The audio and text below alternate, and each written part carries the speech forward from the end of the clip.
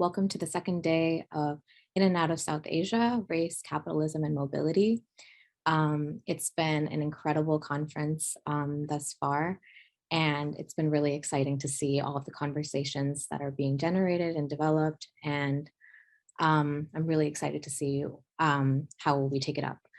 So this panel is called Resistance and Solidarity. And I will begin with a brief introduction of the faculty discussants and the participants in the panel.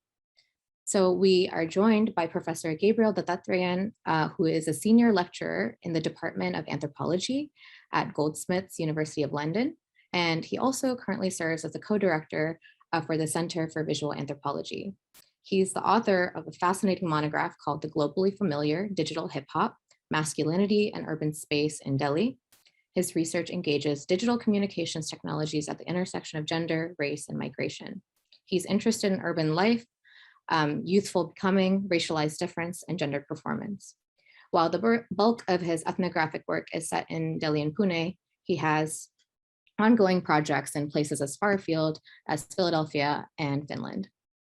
We are also joined by Professor Darryl Li, who is an anthropologist and attorney working at the intersection of war, law, migration, empire, and race, with a focus on trans-regional linkages between the Middle East, South Asia, and the Balkans. He's the author of the incredible monograph, The Universal Enemy, Jihad, Empire, and the Challenge of Solidarity, which develops an ethnographic approach to comparative study of universalism using the example of transnational jihadists, specifically Arabs and other foreigners who fought in the 1992 to 1995 war in Bosnia-Herzegovina. He draws on painstaking ethnographic and archival research in multiple locations. Our panelists today are Dr. Sushmita Pati from the National Law School of India University, and her presentation is titled Reimagining the Right to the City, Flows, Fixity, and the Limitations of Citizenship Discourse. James Evans, who is a doctoral student from Harvard University, with his presentation titled Global Maoism, Black Power, and Leftist Internationalism in India's Naxalite Movement.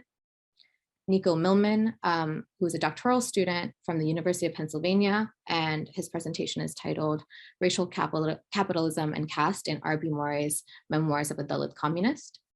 And finally, Anisha Gogoi, who is a doctoral research scholar from the Jawaharlal Nehru University, and her presentation is titled Sovereign Dreams and Capitalist Seductions, Anxieties of Post-Colonial State-Making in an Indian Frontier. So all of these presentations are made available on the conference website. But what we will do today is allow the faculty discussants to deliver a sort of state of the field or mini keynote presentations, and then move into a panelist recap of their presentations, and then go back to faculty comments on these presentations. So I will give it over to Professor Dattatreyan to kick us off.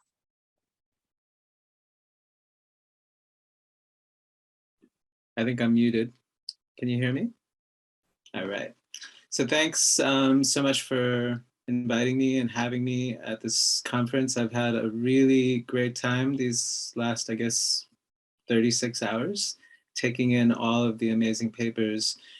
So what I'm going to do now is just say a couple of words on the two key framing concepts of this panel, just to get us started, resistance and solidarity, and try to link it to the broader themes of this conference, particularly the interest and impulse to unbound South Asia by, and I'm going to quote the conference text here, by, quote, paying attention to the tension between mobility and immobility in shaping conceptual and methodological itineraries in and out of the region. I thought that was quite a powerful phrasing and worth repeating. So I was really inspired by earlier panels and the rich conversations that pushed for a deeper reckoning of Indian Ocean geographies, histories of empire, and the legacies of colonial racial formations as they interact and amplify colorisms, casteisms, and as Professor Kadir importantly pointed out yesterday, registers of anti-Blackness in the plural. How might resistance and solidarity, two hopeful signifiers, allow us to extend and deepen our conversation? So first, a few thoughts on resistance. In the present conjuncture, there's a sense resistance is everywhere.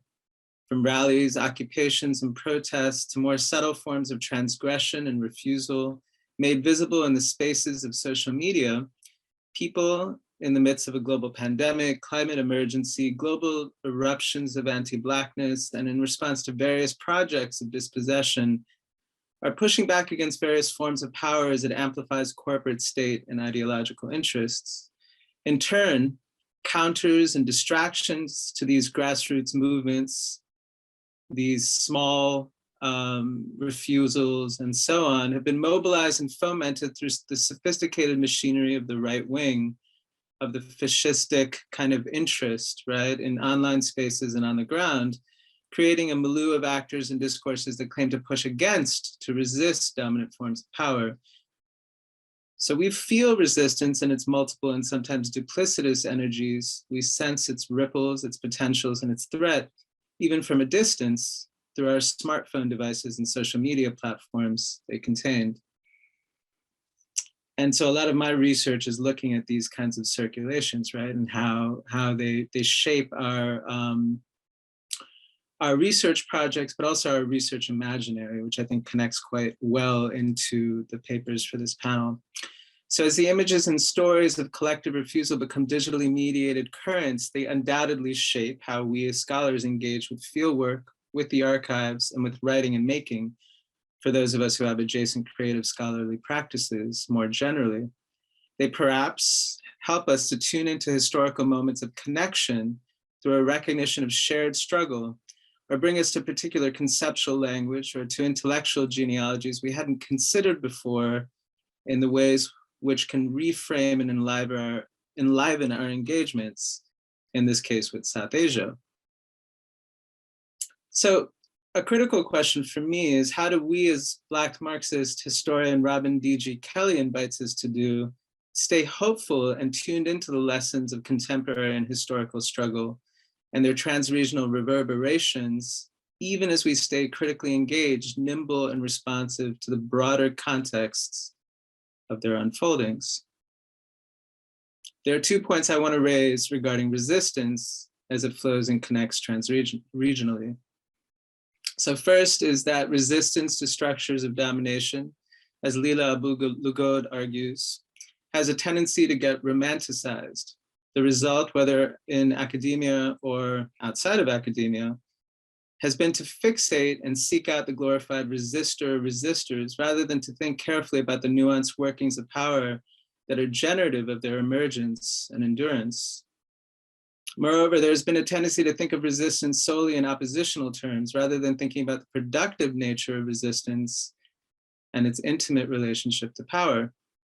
Abu-Lughod invites us instead to think about resistance as a diagnostic, a way to become attentive to the contradictions that pushing against structures and systems, histories, and ideologies produces in its wake. So in my first book, Thinking Through the Circulation and Mobilization of American Black Aesthetics, specifically hip hop in Delhi, I've worked to pay close attention to these sorts of contradictions, to listen for and be attentive to how my participants and now friends are interpolated into broader structures of power through their performances of creative refusal. In the papers I've read for this panel, spanning a range of topical areas and interests, there's also an interest and an instinct towards critically attending to the contradictions resistance, whether named as such or not, precipitates. This attentiveness to contradiction is particularly important when we consider the frameworks of recognition marked by particular categories, caste, class, race, gender, ethnicity, indigeneity, to name a few, that cross-cut geographies and temporalities in and out of South Asia. Second, and critically, to return briefly to what has been raised in previous panels, it is important we attend to the multiple histories that undergird what becomes visible and as and through the signs and discourses that trace resistance. These histories, if we're creatively attentive to them, present themselves in multiple overlapping forms that don't cleave to borders or rely on narrow categories of identification and thought. By attending to histories of resistance in and out of South Asia, there is, as the organizers of this conference phrased it, the potential to break out of the, quote, gilded cage of methodological nationalism, a way to connect worlds and struggles for an otherwise. A means, perhaps, to create solidarity through scholarship that spans what Lisa Lowe has described as the intimacy between continents. Here, however, a few words of caution regarding solidarity are in order. Eve Tuck and Wang Yang, in their very famous piece, writing against decolonization, decoloniality, decolonial, and its uptake, right, in American academia, from an indigenous perspective, argue that, quote, solidarity is an uneasy, reserved, and unsettled matter that neither reconciles present grievances nor forecloses future conflict. For Tuck and Wang, solidarity can only function as a gesture, a kind of hopeful enunciation, unless it's materialized and embodied in ways that begin to address historical wrongs and one's complicity in them. So what does this mean? What does this caution mean for scholars who are interested in theorizing solidarity and or developing it as praxis? The papers in this panel offer some interesting lines of flight to this query, I think, which I look forward to exploring in some depth with all of you today. Thank you. Thank you. We'll move on to Professor Li. Hi, good morning, good afternoon, good evening, wherever you might be. I'm so thrilled to be here. Thank you to Anisha, Irene, Svagat, all the organizers for pulling this off. It's really an impressive feat, and I'm very excited to be in conversation with my co-discussant and with the panelists and the really wonderful papers that I was able to read today. I just have a very few sort of prefatory remarks, really kind of echoing a lot of what Gabriel was saying already.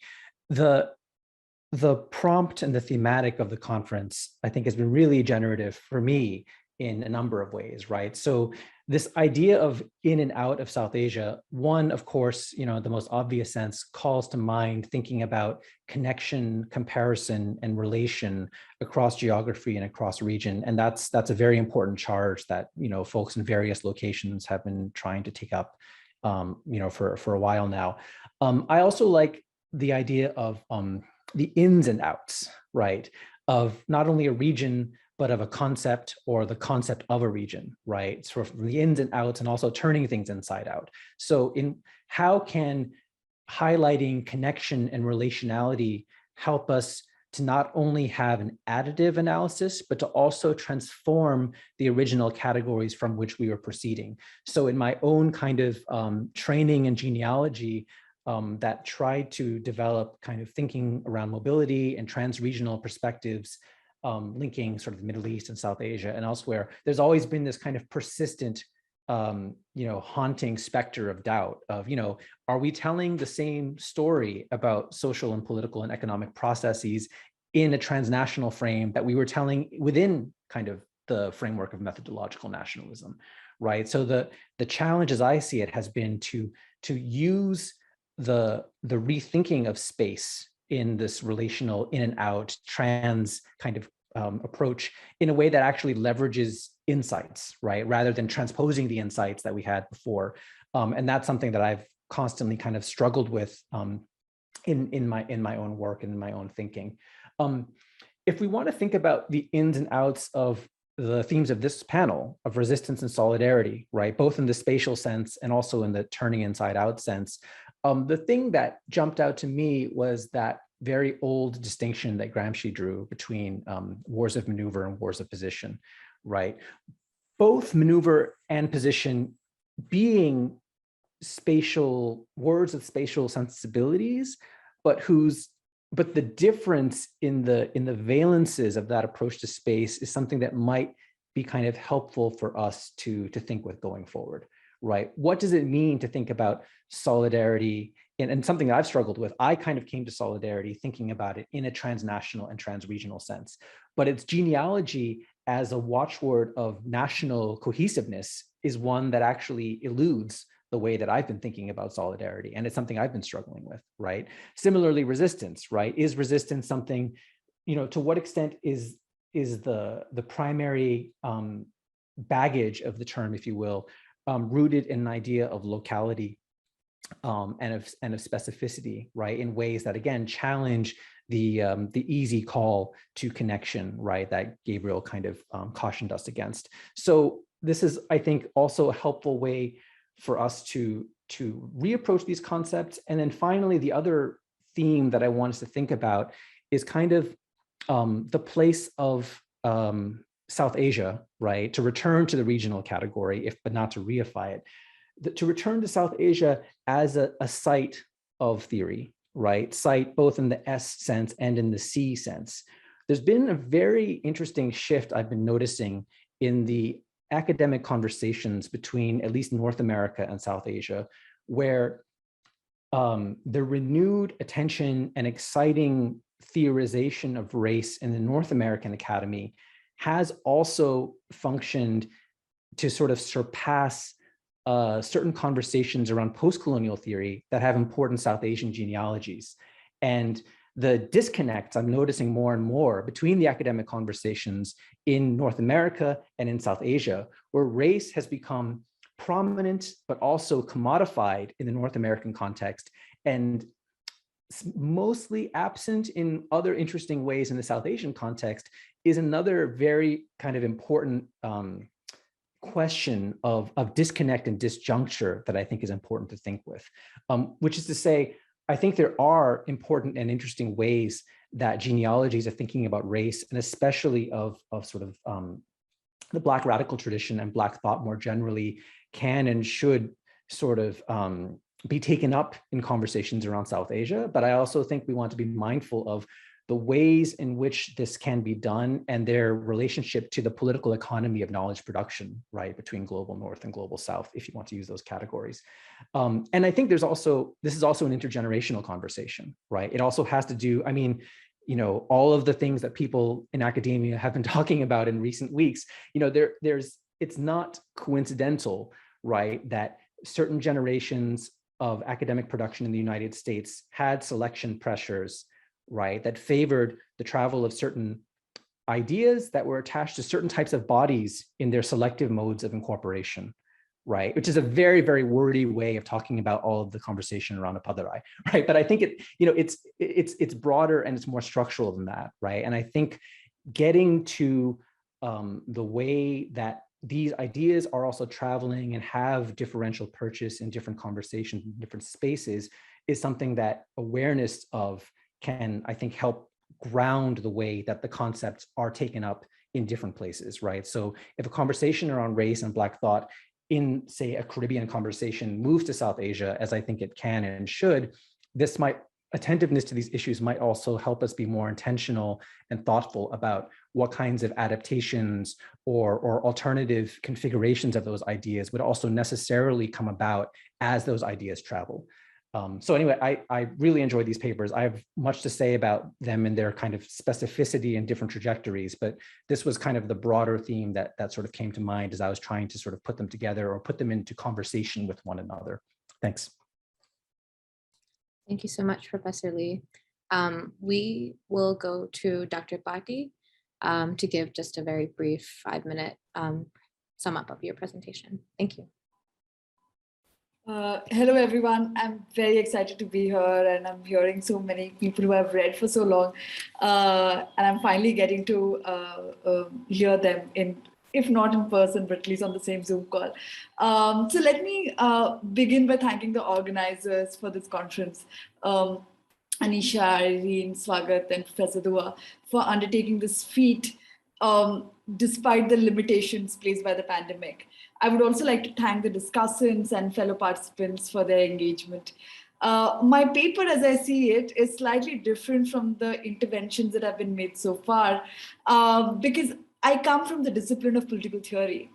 The conversation on mobility and marginalization, the conceptual vocabulary that Professor Dua was speaking about in the a little before, about is to me that of political theory.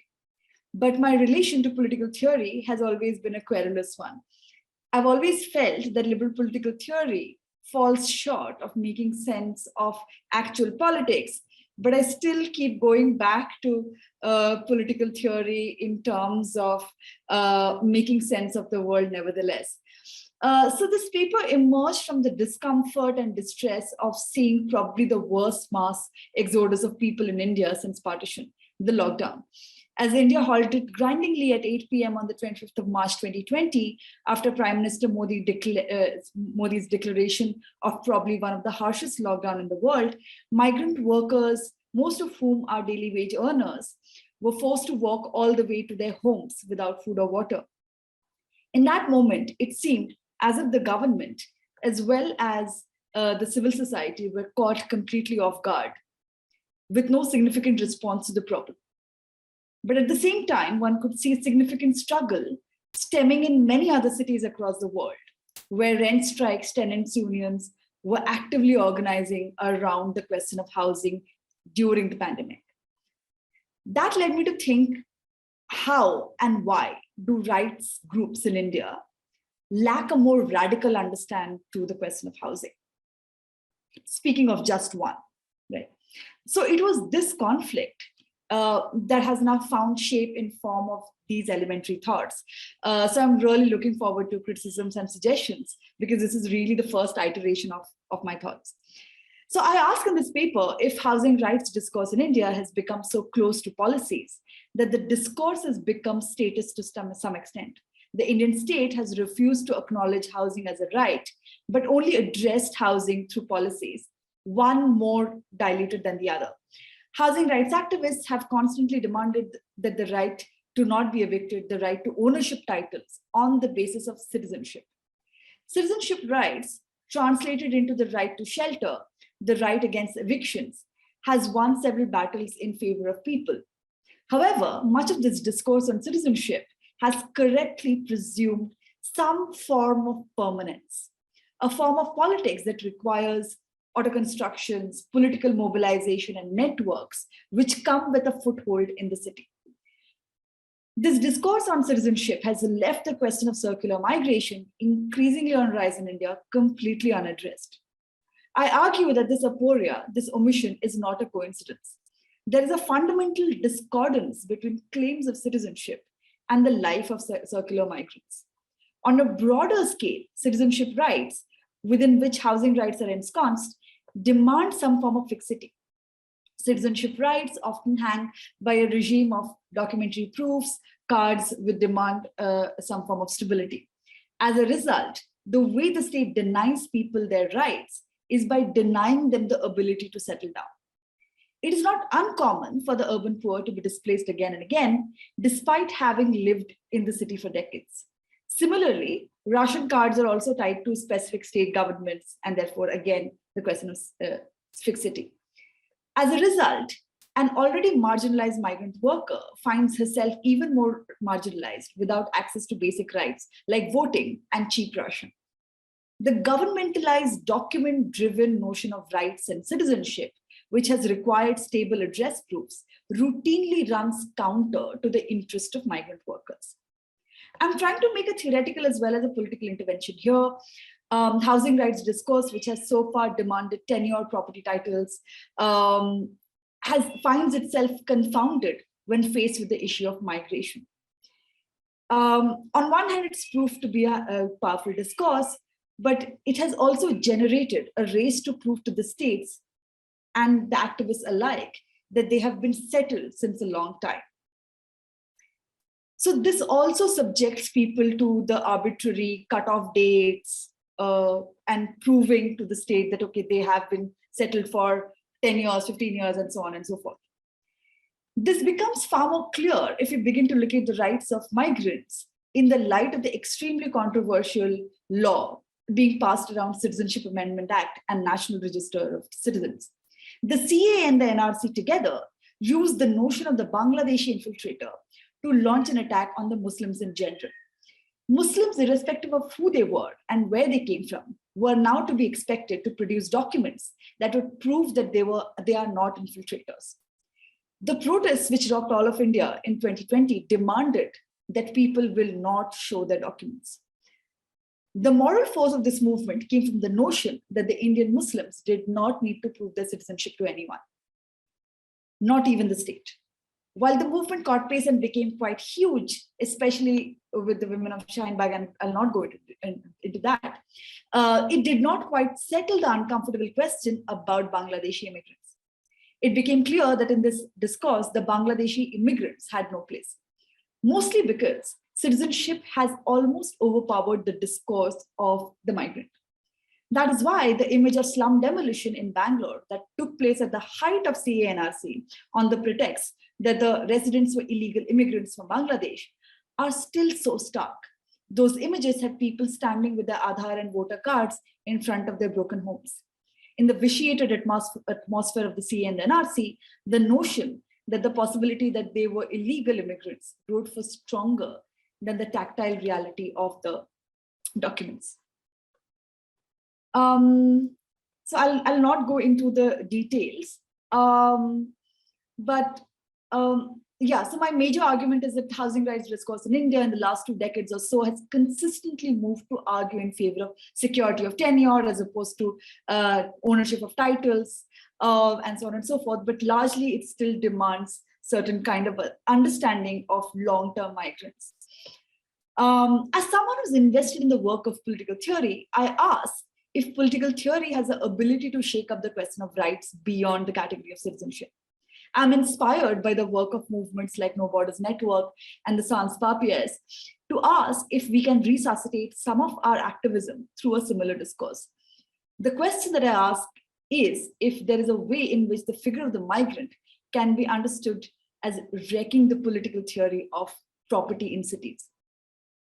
Can we begin to move away from the subaltern, which speaks back to the fixedness of citizenship rights, to a more mobile imagination of migrant who does not seek to be tied down to property necessarily? What would it mean to reimagine our vocabulary of citizenship and rights, to reimagine our urban practice? What could be a more radical imagination of citizenship rights rooted in the realities of Global South? Thank you. Thanks, Dr. Pati. We'll move to James Evans. Hi, morning, everybody. My name is James Gethin Evans. I'm a PhD student in the history department at Harvard University. I focus on modern China and global history.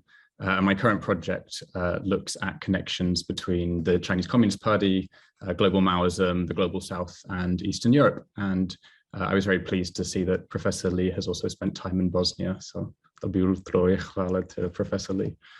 I'd like to thank Professors Li and Dattatreyan for today's comments, and also to the organizers of this conference who have done a huge amount of work to bring together the logistics, and the sheer number of emails we've had really shows how much effort you put in, so thank you. A little bit about me. Methodologically, I'm trained in both history and political science. I have a focus on China and the Global South, and I'm interested in how individuals transgress borders to construct shared identities and solidarities, and particularly when these identities lead to uses of political violence. So I think this is the first time that I've presented to anthropologists, so I'm particularly excited to hear your opinions today. My research traces connections between Maoist China, the Black Power movement, and South Asia during the height of China's Cultural Revolution, which is from 1966 to 1976. So I'm a bit unusual in that I approach South Asia from a Chinese perspective. My presentation for today's conference is an early take on some of the connections between the Black Power movement in the United States and South Asia. So that is the connections I'm looking at between nominally Maoist organizations like the Communist Party of India, Marxist-Leninist, and different organizations around the world that are sort of independent from the Chinese Communist Party's own influence. This is part of my broader dissertation work, which looks at how social organizations that claim to be inspired by China construct networks between themselves. So often when we think about global Maoism, we think about China sort of putting out into the world a sort of very hub and spoke model. And I'm trying to figure out what the connections are between all of these different groups. So background to sort of why I approach today's topic is, as I've been researching a lot of Maoist groups around the world and leftist periodicals that sort of form these conversations with each other, I was really struck, especially by periodicals in South Asia, as to how many of them reference the Black Power movement. They draw very clear, direct links between US military aggression in Vietnam and what is happening back in the United States. There's sort of this direct link between Asia and the civil rights movement and the Black Power movement. The periodicals I'm looking at are full of references to Black internationalism, the Black Panthers, the assassination of Martin Luther King Jr.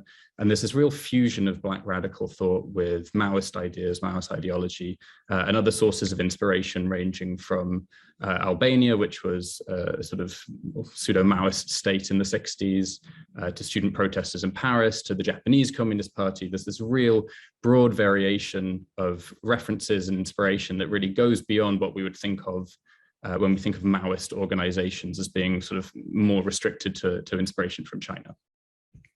So my research is motivated by some really broad questions about social groups. How do social organizations construct imagined networks of inspiration? This goes back to what Professor Li was just saying.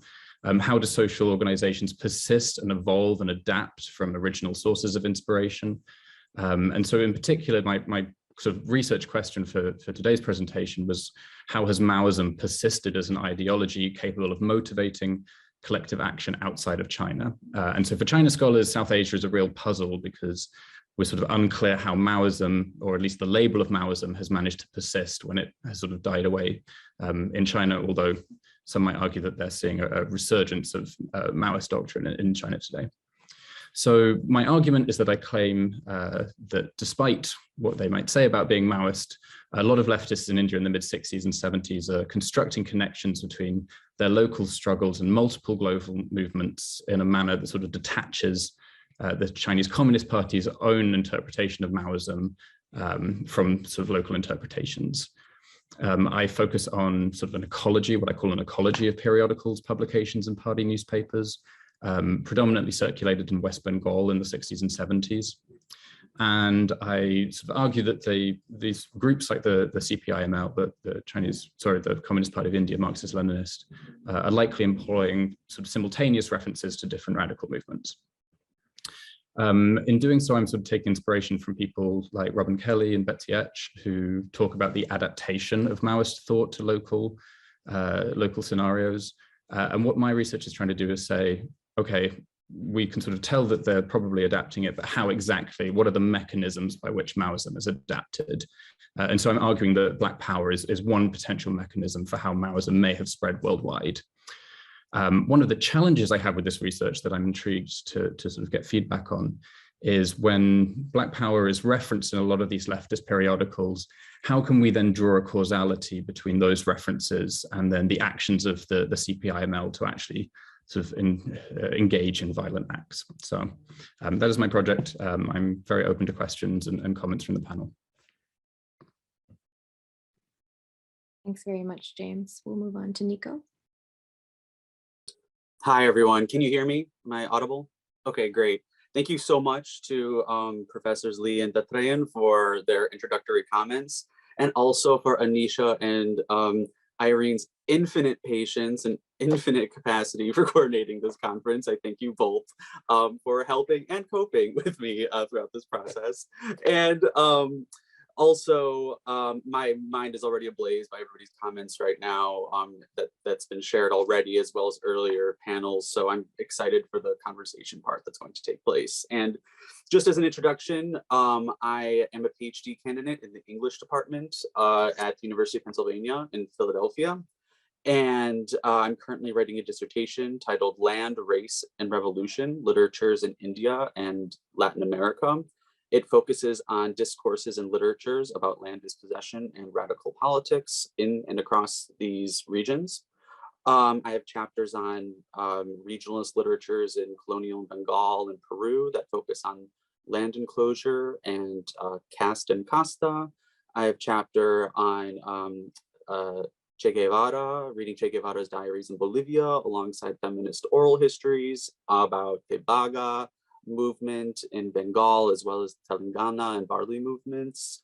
I also have a chapter on global Maoism, thinking the Naxalites alongside Sendero Luminoso, Shining Path, in Peru. So James, I'm particularly excited to converse with you more, whether in the here or in the future as well. And I'm also thinking about the Zapatistas alongside the current iteration of Indian Maoism today.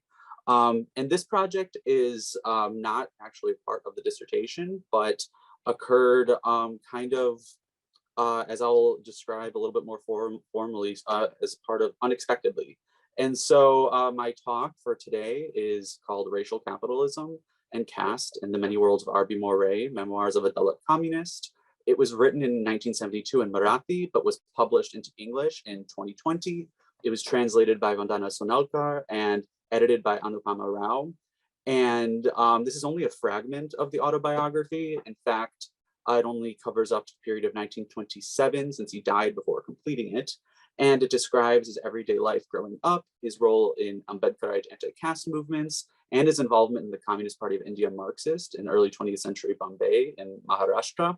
And in the longer version of the paper and of the talk that's uploaded on the Dropbox, the perspective afforded by R.B. Moray's memoirs, I argue, usefully supplements, and here I'm thinking of the comments earlier, it supplements and transforms dominant histories and the conceptual frameworks for racial capitalism. So read alongside a new iteration of debates about the relationship between race and caste, R.B. Moray's memoir can help expand our frames of reference in crafting global histories of racial capitalism. And perhaps this is a form of thinking in and out of Asia, South Asia, excuse me, if you will. And I also, begin this talk with the premise that racial capitalism is not only a historical category for analysis, but also what Jody Malandid calls an activist hermeneutic, in a language that permeates activist discourses around questions of solidarity and resistance. And so I developed the paper in 3 parts. And at the beginning of the paper, I established that Moray's life and memoir hovers on the hinge of dominant histories of the Indian left and those of anti-caste Ambedkarite movement, where the question around solidarity and caste, in fact, is quite charged. And I would encourage anyone to read Anantal Tunde's accounts of these kinds of encounters and unencounters around these questions of resistance and solidarity, and as they turn on the question of caste. And in this first part, I discuss and read scenes from the memoir, which are in effect Moray's recollections. And so he's continually alluding to various customs in his rural home village, or particularly the Jatra, and various processions based on non-Aryan gods, as he calls it, where he identifies that kind of caste hatred, while untouchability persisted, caste hatred did not exist. And he goes on to explain how this was cultivated, this kind of caste hatred was actually cultivated by and instigated by Brahminical forces, and wasn't always a self-evident phenomenon. And what's important, and he connects these scenes ultimately to the forms of intercaste collaborations he sees as kinds of potential moments of suspension of untouchability, where caste hatred isn't as evident in intercaste solidarity in the 1927 Mahad Satyagraha, which was a really watershed moment in the Ambedkarite movement. It was around for Dalits to gain public access to public water drinking facilities, which they were barred from based on their caste. And in this memoir, he keeps asserting the veracity of his own historical account, such that memory, historical evidence, anecdote become blurred.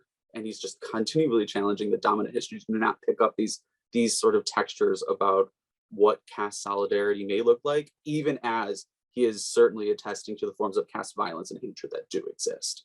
So it's a very complicated account, but what I get from it is that his reflections on these moments from his life, from the everyday to moments of resistance, are actually describing increasing class differentiation under colonial capitalism in rural and urban Maharashtra, one that deepens caste division by attaching a sense of otherness or hatred to Dalits, particularly around practices of untouchability in labor. And at the same time, such emergent class formations are drawing upon and organizing laborers based on pre-existing caste hierarchies. So there's this double movement between caste and class as they inform one another that I'm drawing upon from his reflections.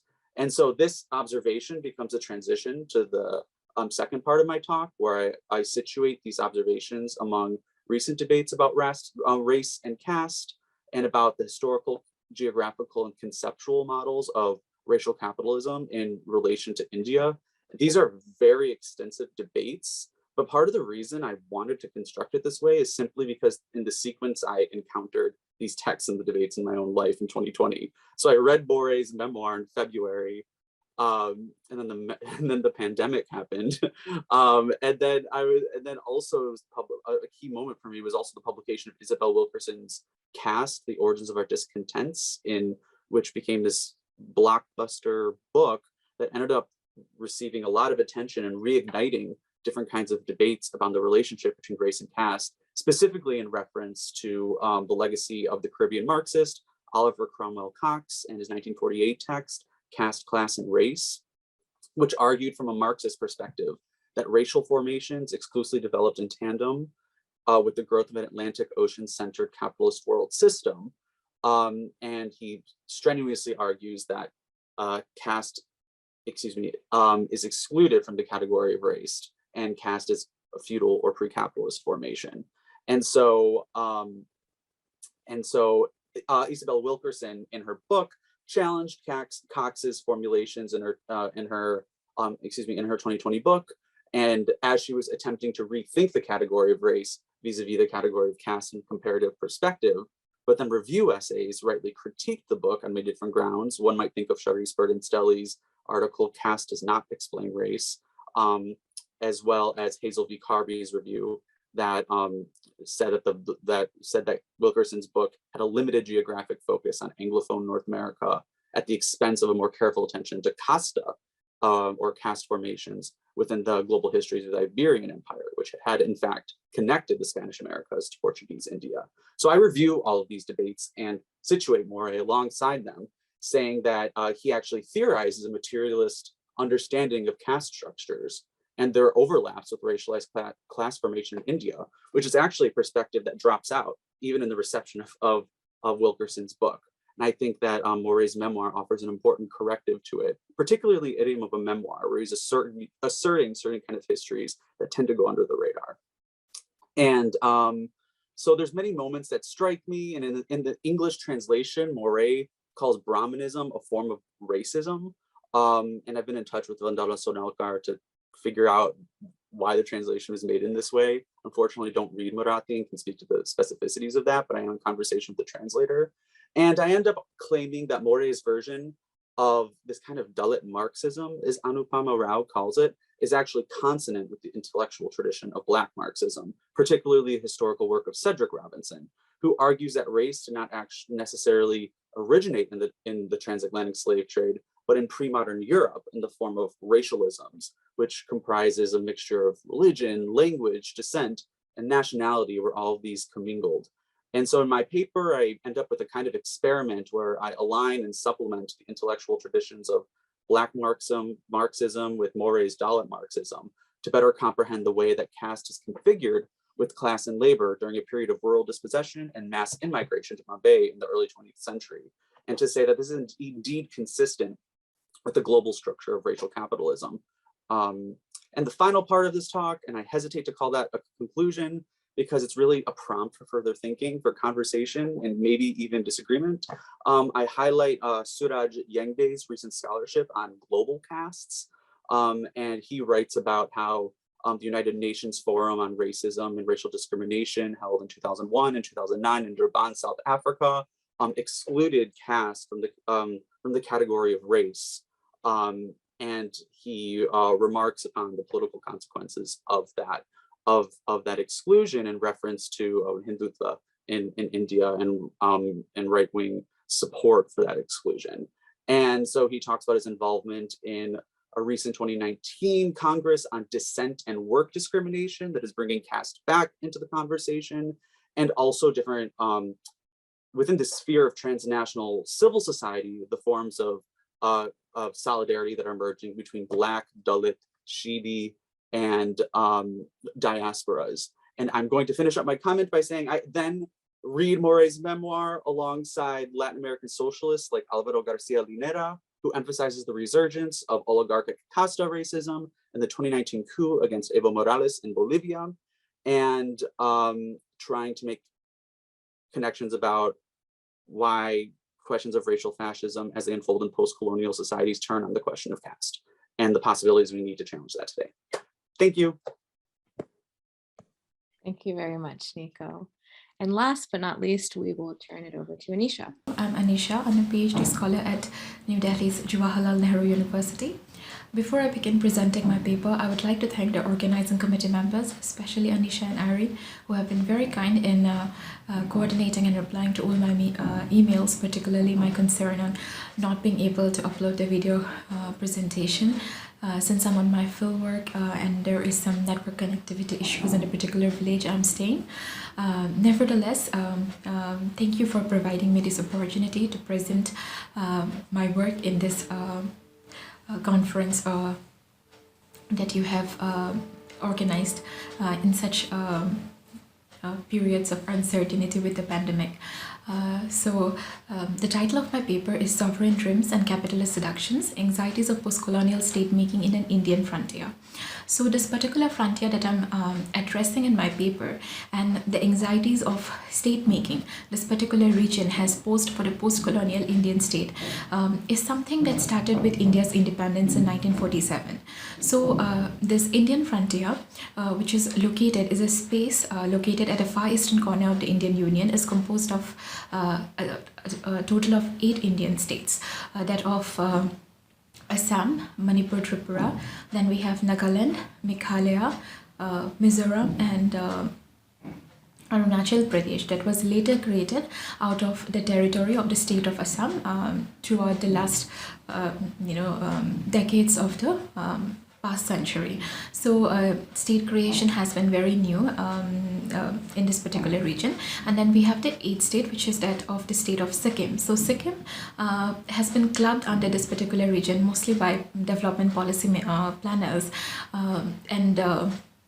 and if you talk to people in the other 7 states, they would say that Sikkim does not figure much in the political, social and cultural imagination of the region as noticed India. So, however, because Sikkim became a part of India in 1975 and then through a referendum that was conducted there, and 97% of the population had voted to be a part of the Indian Union. So after that, Sikkim became a part of India, and since the ethnic composition of the state as well as the terrain is very similar to the northeast region of India, was resided dominantly by Tibeto-Burmese and Mongoloid groups. So state authorities thought it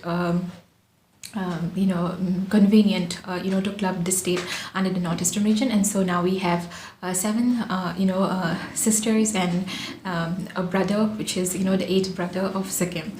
So this is the Indian frontier that I'm trying to address, and if you look at the history of this particular region, it is situated between the space of South Asia and Southeast Asia and has remained socially and culturally fluid because we share international borders with China, Myanmar, Bangladesh, the Kingdom of Bhutan, we have Tibet, the Autonomous Zone of Tibet, and then we have Nepal. So this region has been has seen migration and movement over a period of time during the pre-colonial period and when the Britishers came in, the local kingdoms that existed, especially the Tayom kingdom in the state of Assam, then the princely kingdom of Manipur and Tripura, it fell to the British throughout, by the Treaty of Yandamo, which was, taken place, which was signed in 1826. It resulted in the princely kingdom of Tayom included as a part of, British India, and then we have the state of, Manipur, which fell to the British in 1891, and then even Tripura eventually was occupied by the British. So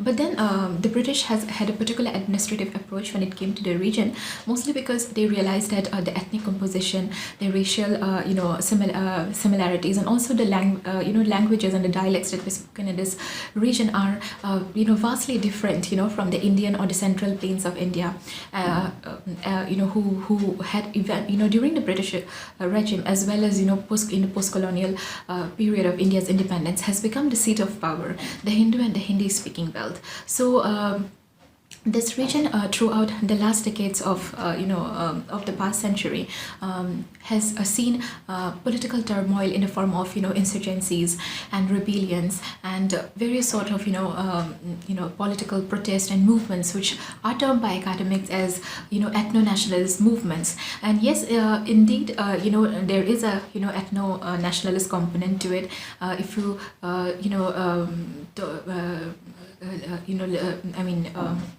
even people, intellectuals and scholars from the region admit to it. Lokendra Arambam, who is an intellectual and a theatre director from the state of Manipur, says that it is the memories of their own ancient kingdoms, and with the defeat and the humiliation and the pain and the suffering that is narrated through the various folklore and ballads is passed down through oral history, and it is very present in the memories of the present generation, and this is something that incites the insurgencies in Manipur, where youths are take up armed resistance in order to defend this, the post-colonial, pre-colonial kingdom that existed, and demanding sovereignty and freedom from the Indian state, seen to restore that that glory of the the ancient kingdoms, and this is validated because if you look at Assam and the insurgency that happened there with the formation of the United National Liberation Front of Assam in 1979, a large number of the youths from the Tayahung community, which resided in Upper Assam and who had their own kingdom, had joined the movement in large numbers, dreaming of restoring the glory of the lost Ahom kingdom, the Mungdung Sungkham, which is the land of the golden crops. So these are the various instances, but then insurgencies have been waged for various reasons, but then the most common cause was the popularity of the nation-state model that was so prevalent back in the 60s, 70s, and 80s and 90s, and then this resulted in this various dominant tribal ethnic communities envisioning of their own kingdoms, since they all were they already had their own kingdoms, although they were very small, but then they thought that they could reinstate those kingdoms after the British left, and the imposition of this new post-colonial state, the political power, was seen as sort of a transgression, and even then during the British regime, this region has remained perpetually ungoverned. For instance, the British placed the area as partially excluded areas and excluded areas. So the partially excluded areas had loose governance, and excluded areas completely didn't, were allowed to, stay on their own, resided by tribes who had their own distinctive clan systems and customary laws and their own kings. So and since they were quite reluctant to become a part of the British regime, and often conducted guerrilla attacks and ambushes on the colonial soldiers, the British thought it best to left them as a protected space. So but with time the region is mainly composed of hilly terrain except the Brahmaputra Valley, which is in the state of Assam. It's the largest plain tracts, and this has seen space has seen both colonial modernity in the form of the British settling in, and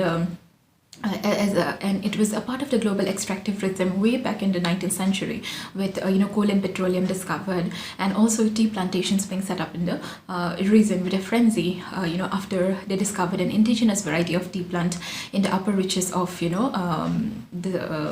Brahmaputra Valley. So, this is just, this is the history of this particular region. I mean, I am not doing much justice, trying to sum it up in so few words.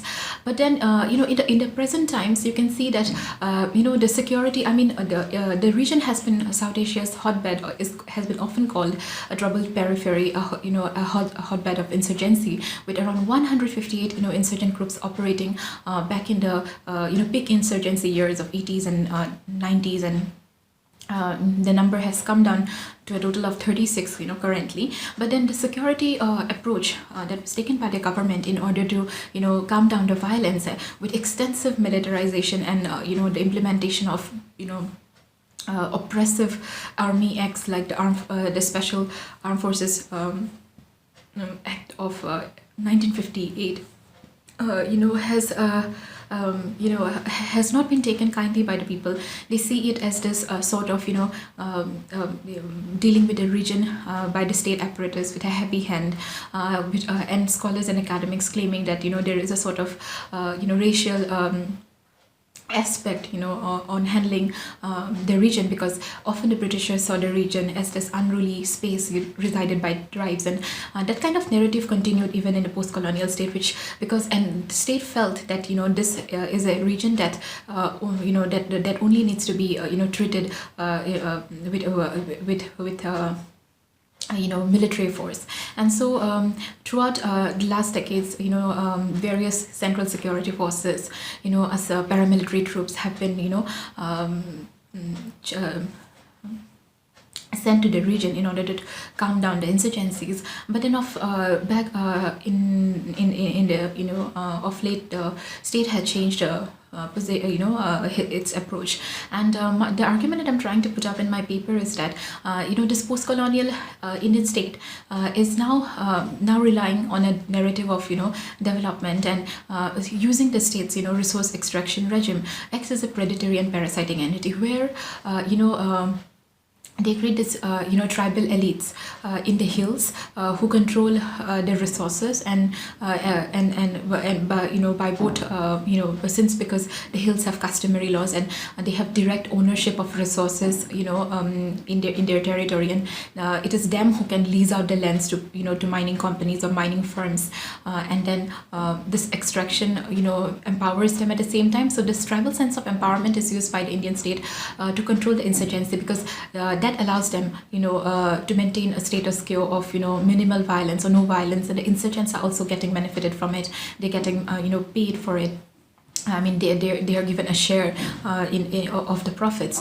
If, for instance, the coal mining extractive regime, the hydrocarbon regime that is currently being pursued in the state of Nagaland in the foothills, Dalit writes, who is an academician who has extensively worked on the resource extraction regime in the Northeast, that mining in the hills, a share of the profits goes to the person who leases the landowner, then the village councils, the tribal councils, the student unions, and most importantly, the insurgents who controls, the movement of the coal traders, access, to the hills. So this creates this sort of bizarre situation where the regime itself is used to create this sort of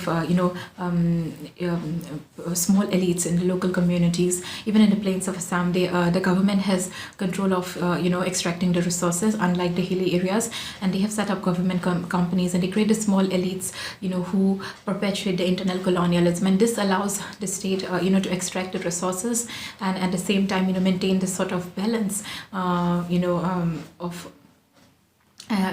pursue their state making in the region, along with the electoral machinery. But then it's more of using the narrative of development and resource extraction, and seducing the people with capitalist dreams of development, and this which leads to the questioning of any sort of washing of ideological revolutionary tendencies in the region.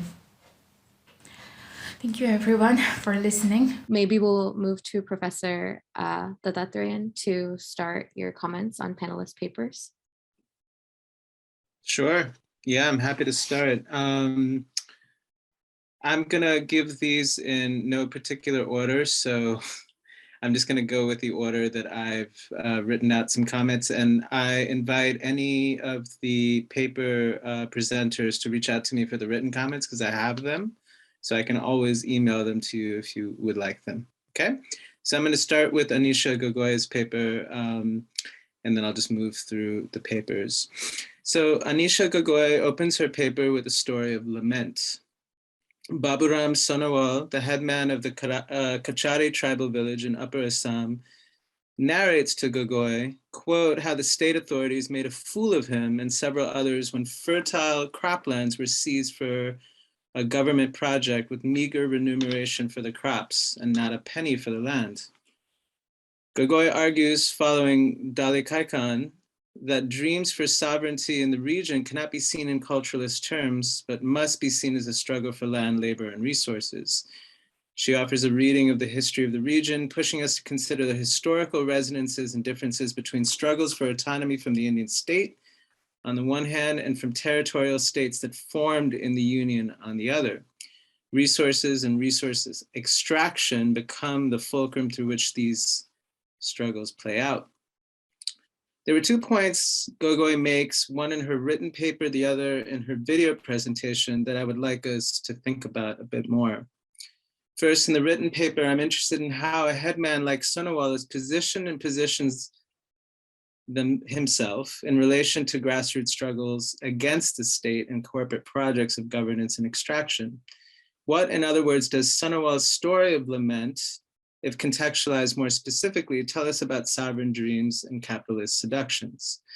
In Sonowal's all too brief narrative in the paper, the potential of a close ethnographic reading is palpable, a route into the political economy and history of the region that might shed some very specific insights into how actors are impossibly positioned in between the development state, ethno-nationalist strugglers for sovereignty and local obligations.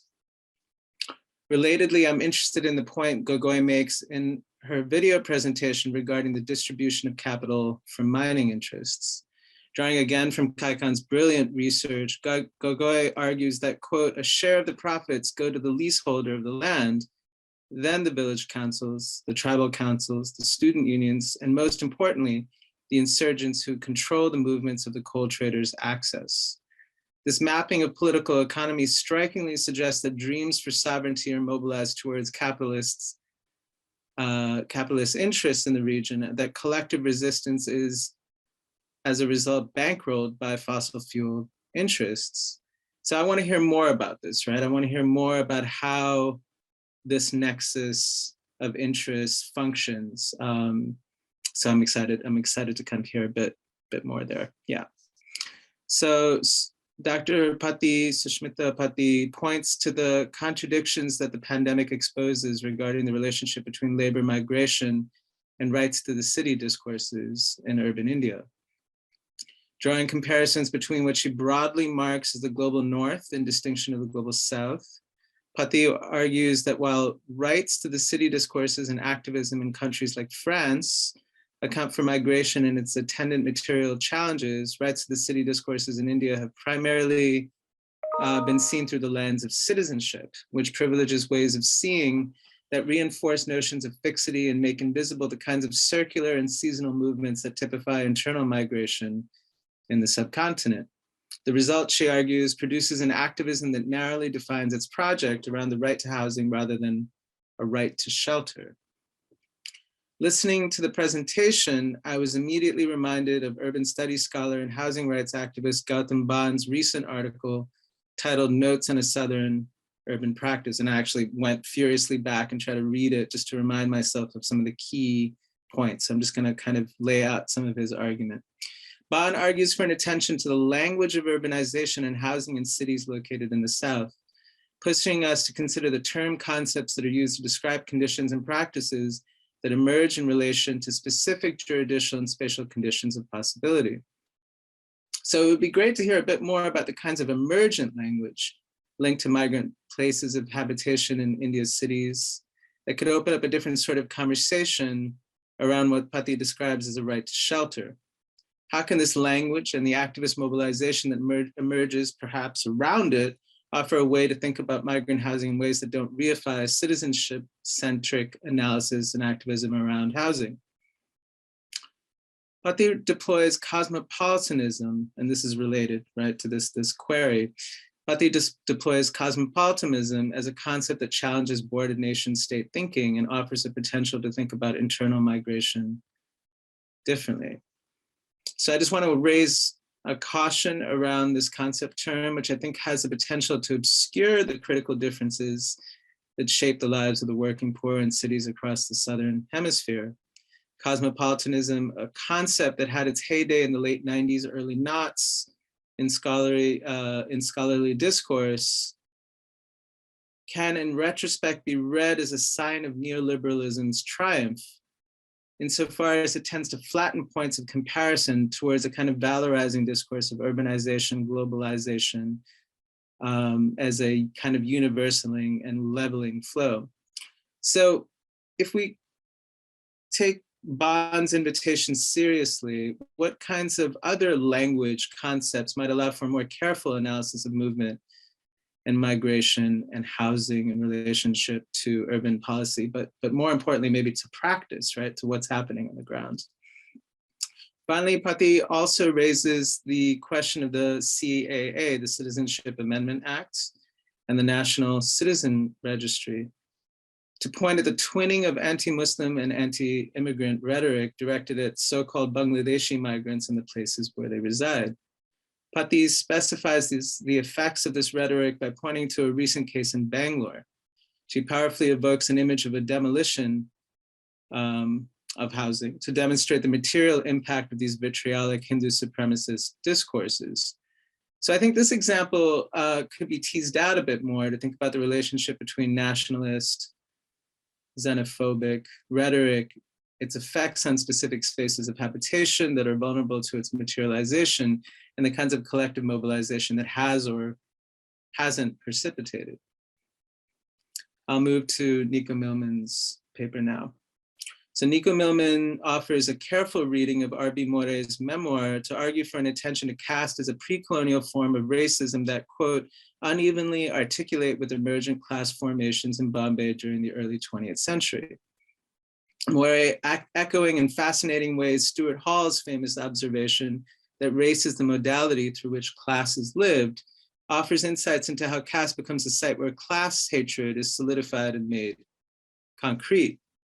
Millman moves between More's insights on the intimate relationship between caste and class to an engagement with various debates starting in the 19th century that have taken up a comparative approach to caste and race. His attention to capital's role in reproducing, multiplying, refining, and contesting technologies of hierarchical differentiation allow Millman to navigate the debates that emerged around Isabella Wilkerson's recent and controversial book in ways which point out the problematics of comparison between the two historical systems in the modern era without thinking through capitalism's role in their reproduction.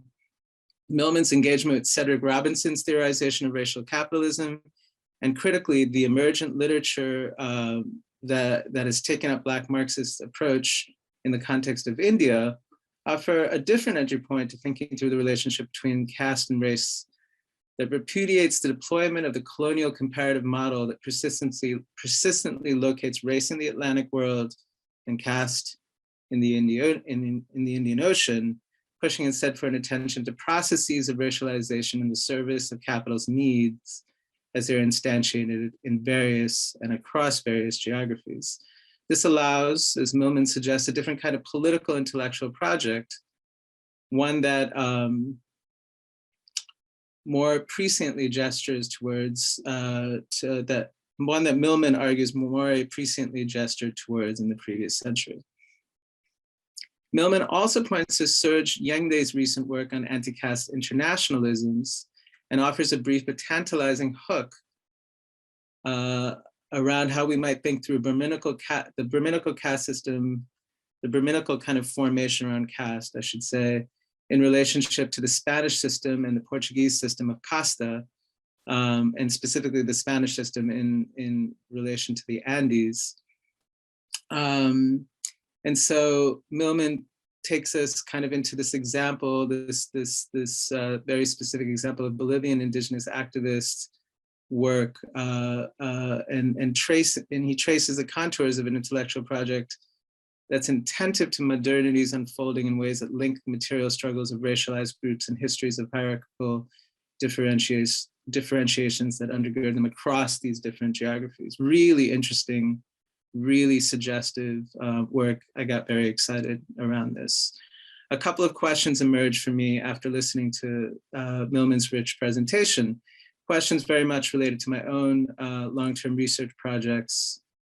So the first has to do, right, with gender. So does Morey have any specific insights for us and around how we should think about gender in relationship to race, caste, and class?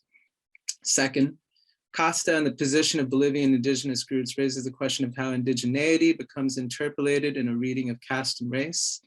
I immediately think of Tiffany Loboto King's book, The Black Shoals, which explores this relationship in the Atlantic world, and then the recent article by Megan Gergen and Sarah Smith, theorizing racialization through what they call India's Mongolian fringe, which explores this relationship, again, between indigeneity, tribe, and race.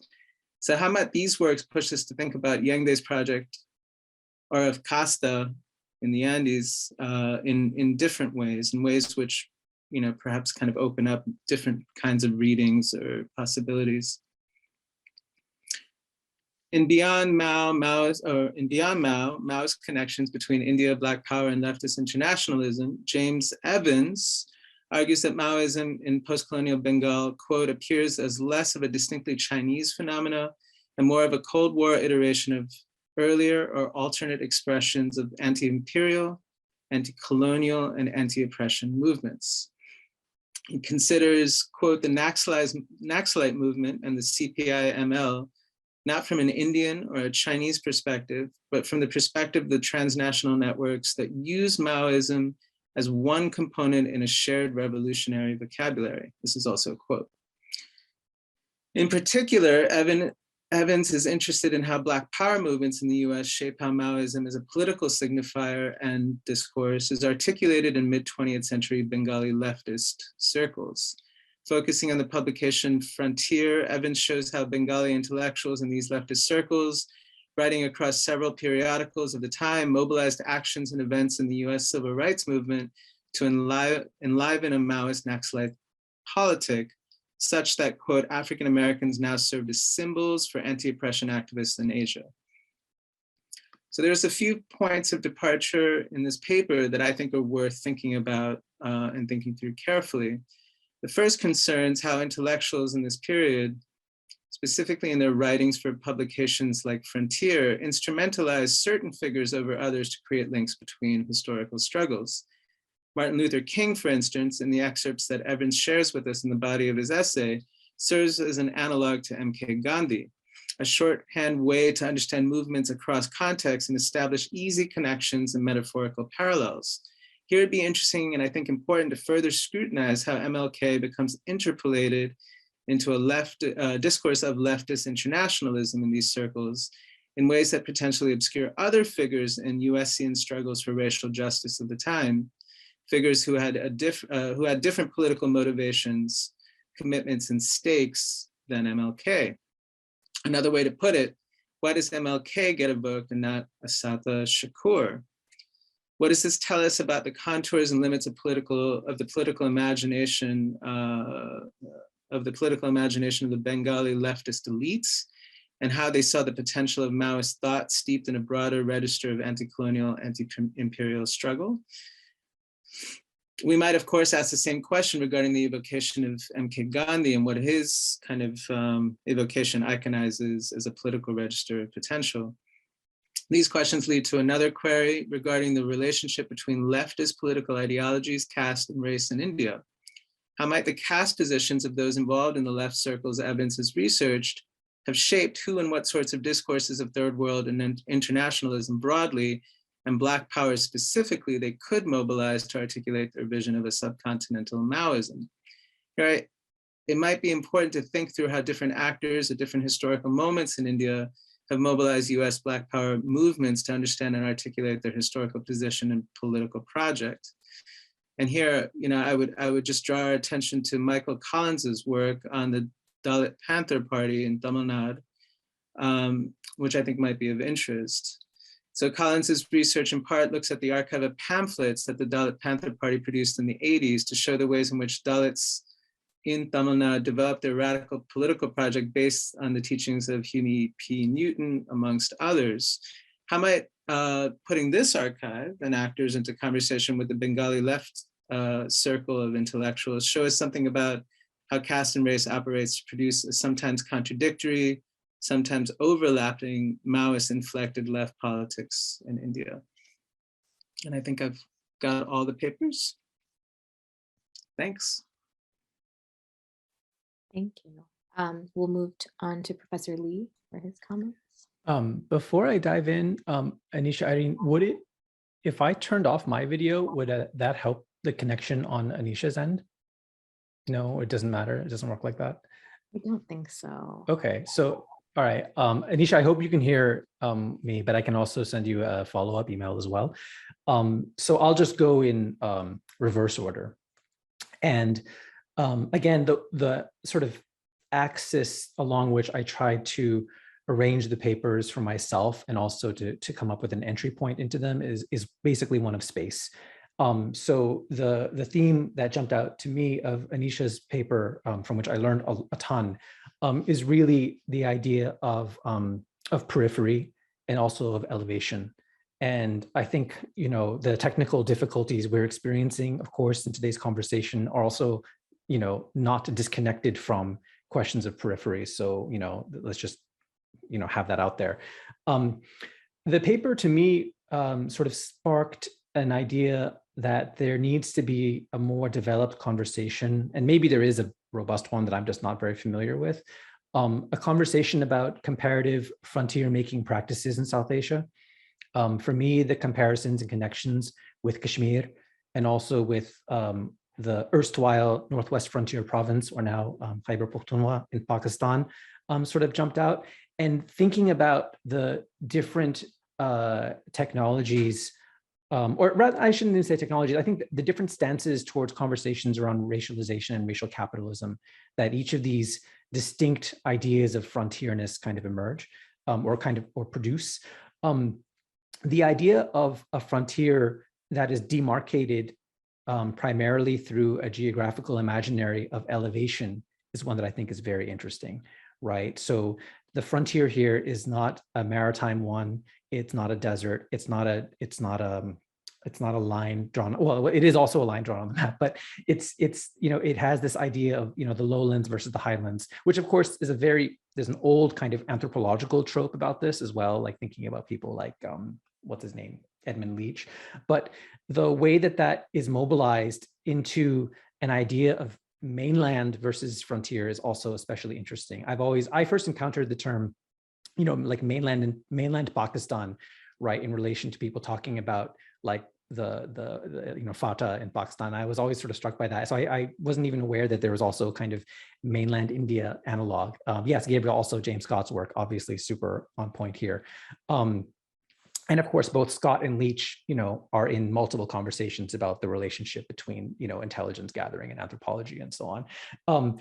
So the distinctive the distinctive ways of thinking about racialization and bringing kind of the racial capitalism literature into conversation with the discussion about the Northeast has always been striking to me as like a Chinese origin person when I'm in India, right? Because I've always been really struck by the what seems to me kind of a growing prominence of a Northeast diaspora in places like Delhi, especially in kind of service work. And I'm curious about how the story of those migrations connects with the story of kind of capture and co-optation through natural resource economies that you lay out in your paper, Anisha. And also I think this is an opportunity to think about the relationship between geopolitics and racialization. So often racialization, racial capitalism has a certain idea of political economy that tends to assume away or not need an autonomous account of geopolitics, because you're talking about a place where, you know, the capitalism and the state are aligned in a very strong way. Whereas I think part of what's interesting here is the fact that this is a frontier with China, and the questions of racialization of people from this region connects with a very different set of geopolitical anxieties than the anxieties around Muslimness as a category that we have with Kashmir, right? So if Kashmir has, you know, perennially been thought of in terms of the, you know, this whole conundrum around partition and communalism and so on, it's been very much a sort of existential state identity question within the making of a region, right? Whereas here we're talking about the essentially like a subcontinental frontier, and a question about what does Interasia do for us as an analytical category, and where is China in this, right? And where is China and sort of certain ideas or features of Asianness, you know, how do they kind of play into this story? And that, you know, that also came to my mind in connection with James's paper, which I'll discuss in a moment, with, of course, the internment of people of Chinese origin, you know, in the context of the 1965 war. Anyway, so that's, you know, there's more to say, and the paper was incredibly rich, but I thought I would just put those sort of points of connection on the table.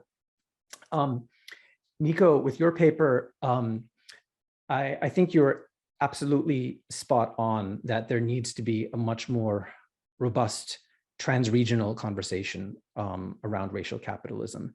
And I think the path that you're on, as I was alluding to earlier, it's not just about making the connections or adding the conversations, but also about potentially reconfiguring the categories.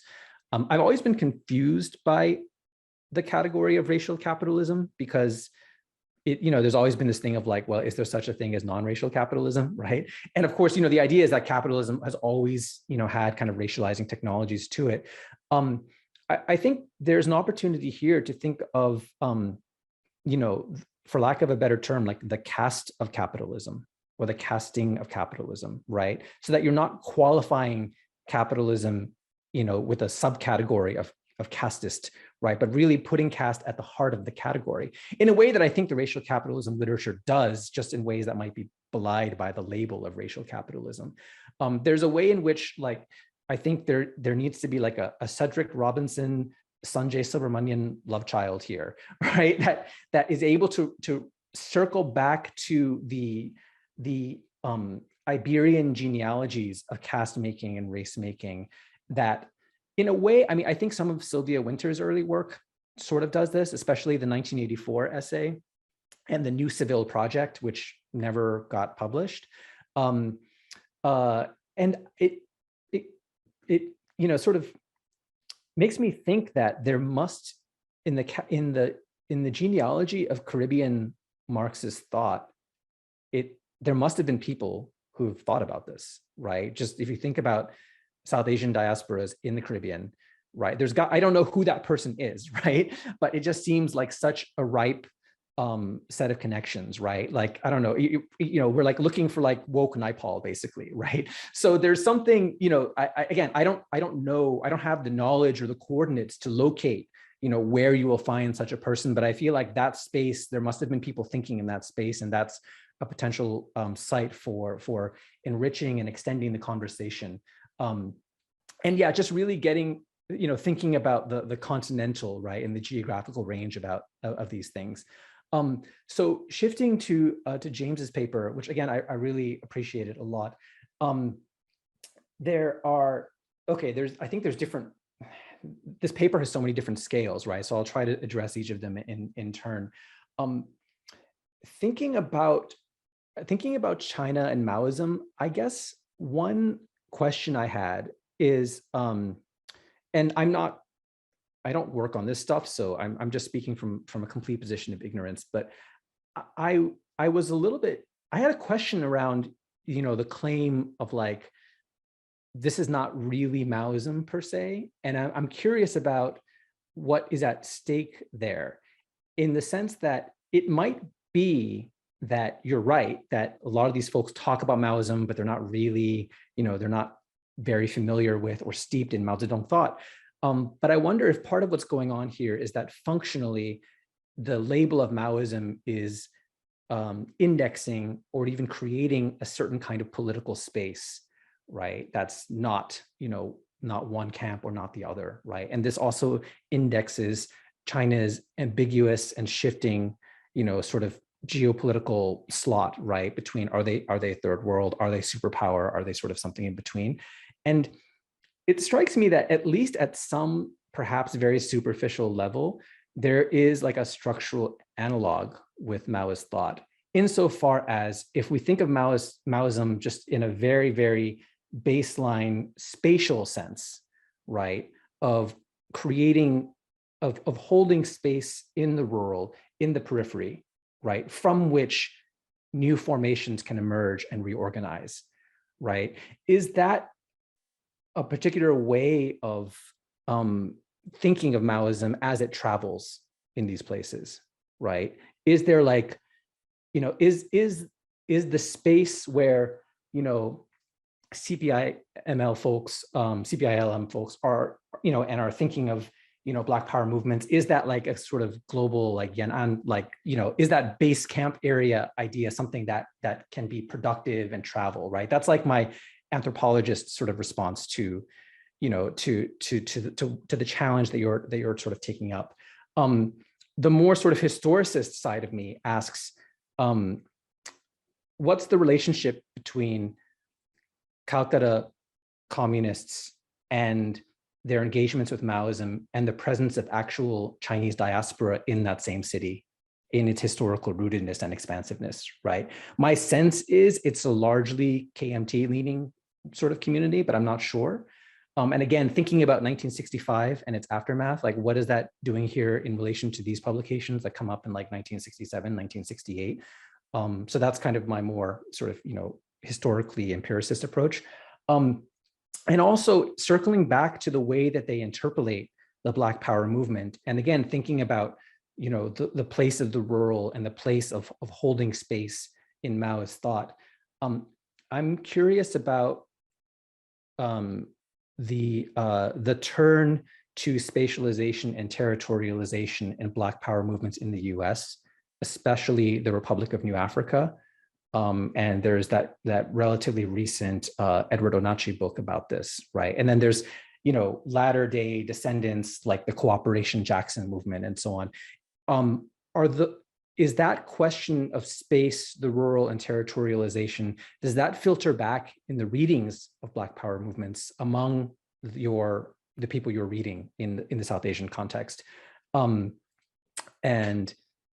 okay, there's other stuff. I had another question about communists in Kerala, but we can leave that aside. But yeah, I think that's, so just moving from kind of the China question to the Calcutta question to the US question and how it's being read, those were the things that kind of jumped out at me.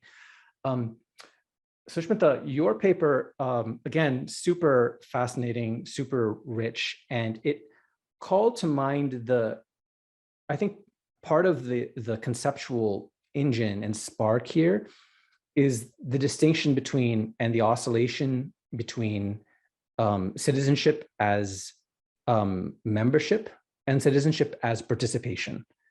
And it feels like the right to the city conversations are a little bit more about the latter, but the former is actually also key here because the fixity of citizenship speaks more to the participation angle.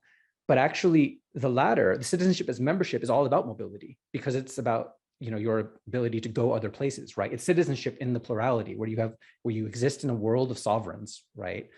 And that difference, I think, is also at stake in kind of the geographical axes of the conversations you're in, right? Because you set up this distinction between the debates in the global north and the debates in India.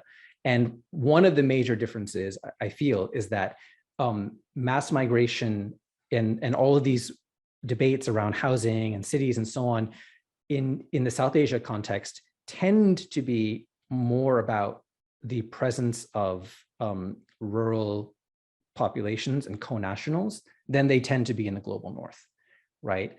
And I think that's a really interesting and powerful kind of difference to play with conceptually.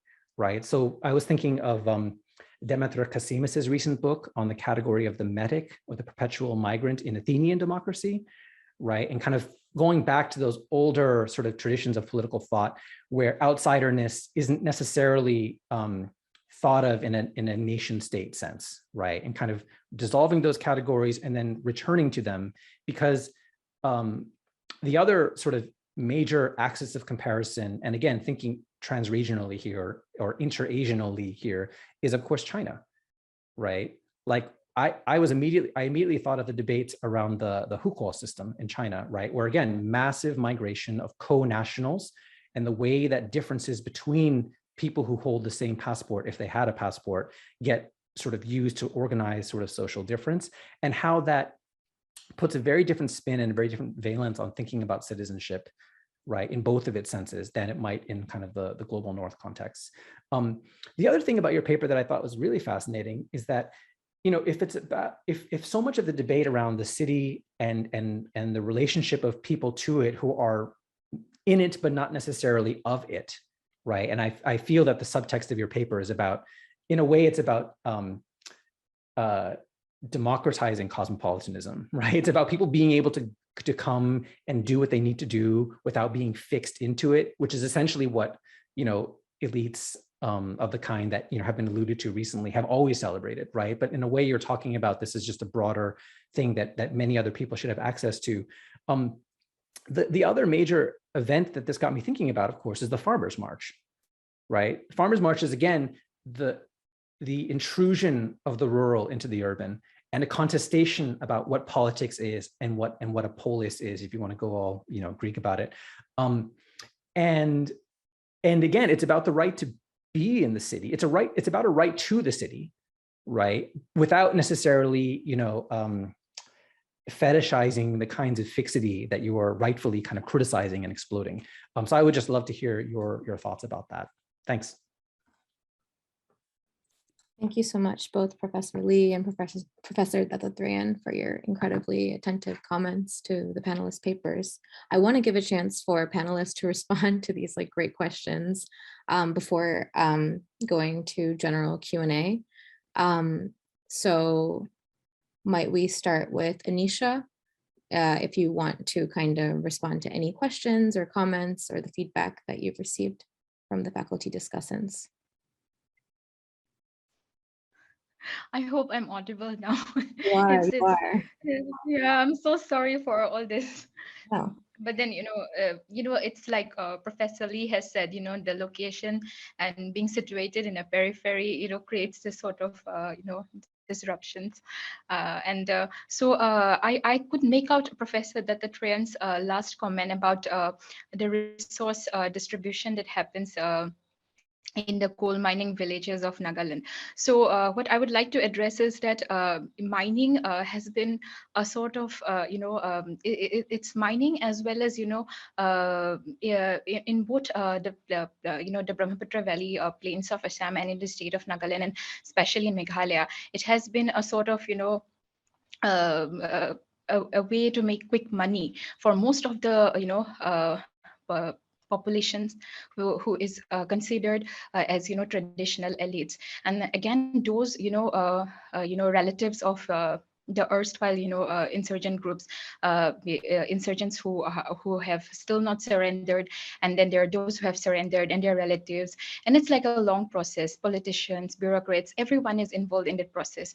But what happens is in the plains of Assam, it is a bit tricky, because here the state has the power to intervene. So recently there has been a case in the North Kachar Hills, which is the hill area of the state of Assam, and there the Oil and Natural Gas Corporation has been taking out a mining survey, and they have discovered coal. And what was happening from earlier is that the local people would go there and they would just dug a little, and then they would sell the coal in the plains. But here the state is now trying to expand and, you know, control, you know, they take the resource into their control.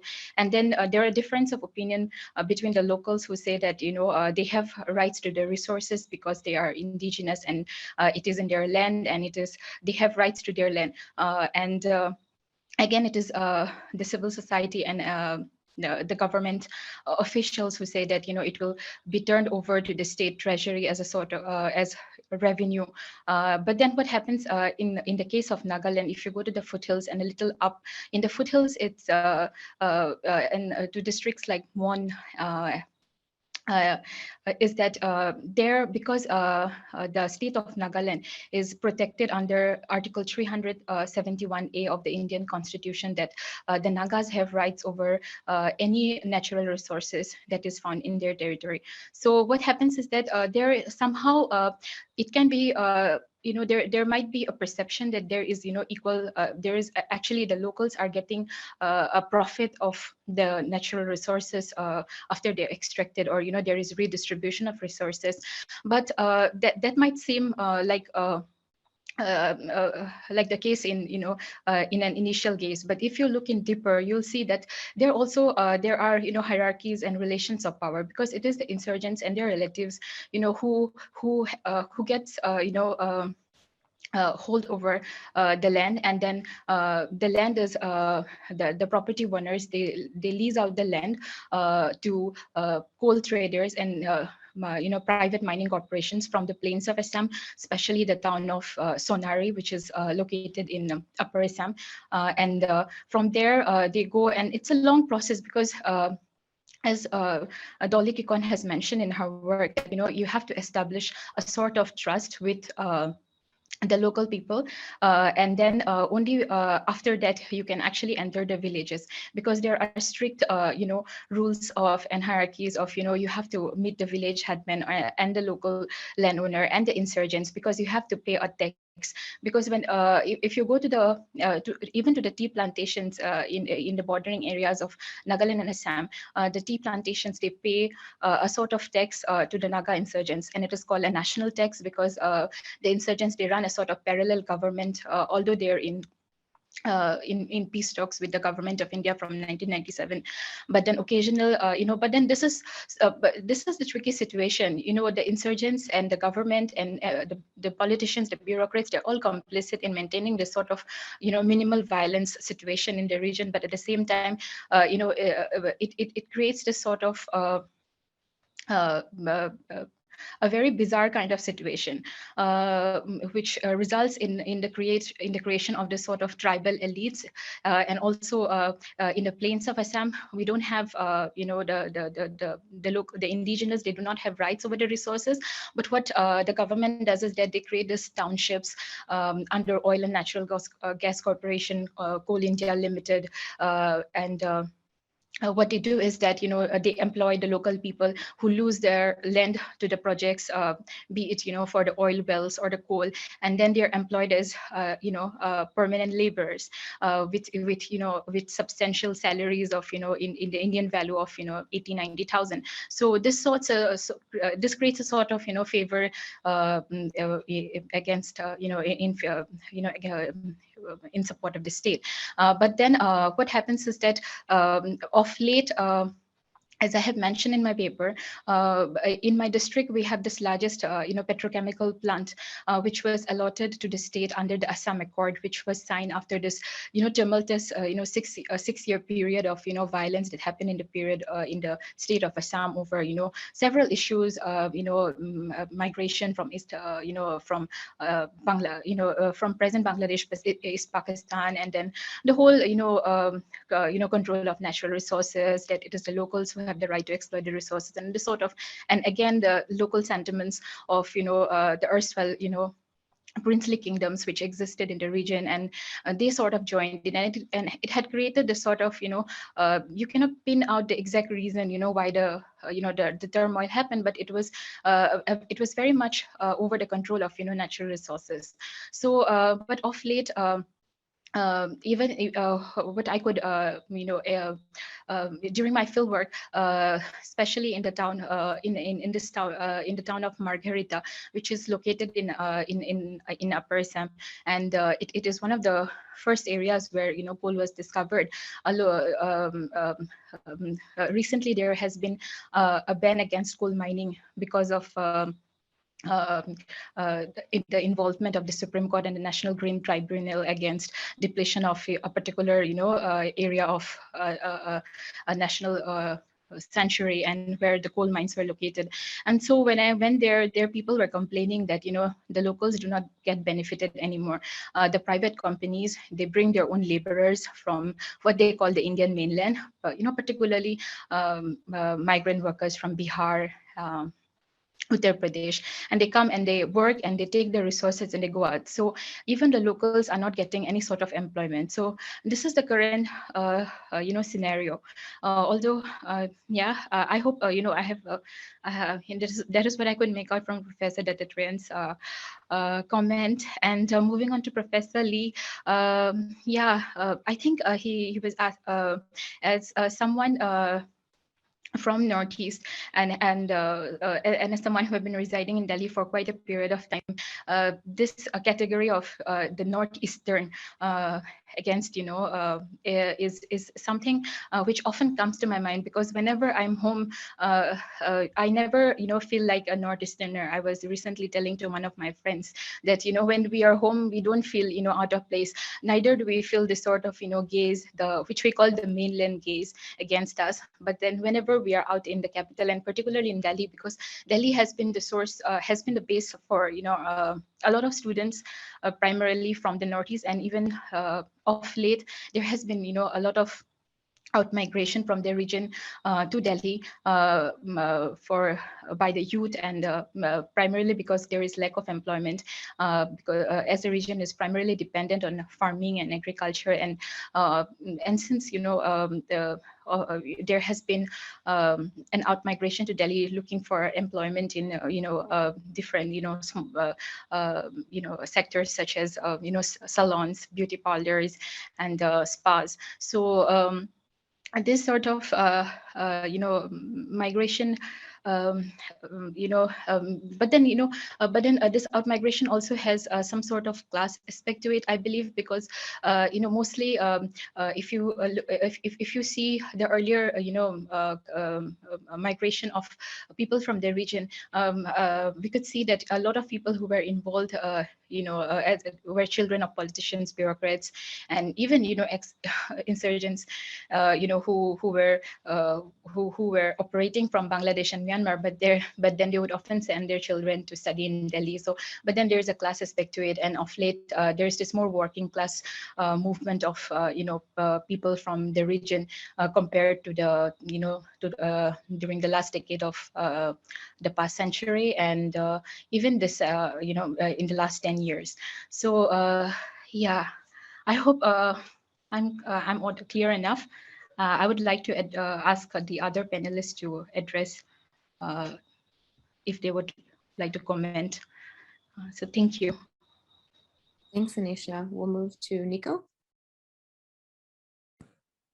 Thank you so much for your responses. I greatly appreciate them. I'm going to respond as concisely as possible. So I'll begin with Professor Dattatreyan's comments, particularly on the question of gender in Aubrey Moret's memoir.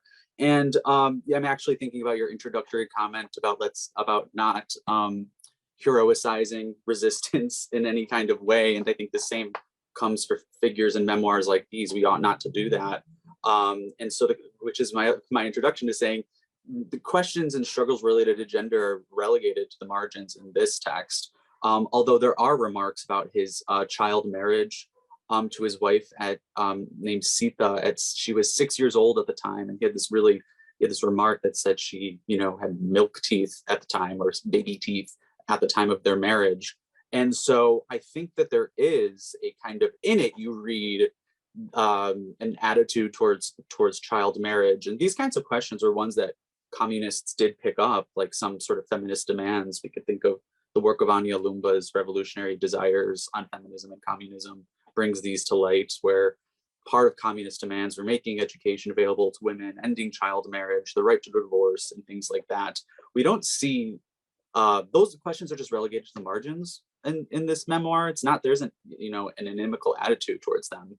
I would just suggest that we supplement this memoir with others, such as Urmila Pawar's work on women in the Ambedkarite movement, other autobiographies by militant women in the communist and Ambedkarite movements, in order to continue answering these questions more robustly, because this text just has allusions to them rather than giving us the density and thickness and the question, the ways that they deserve.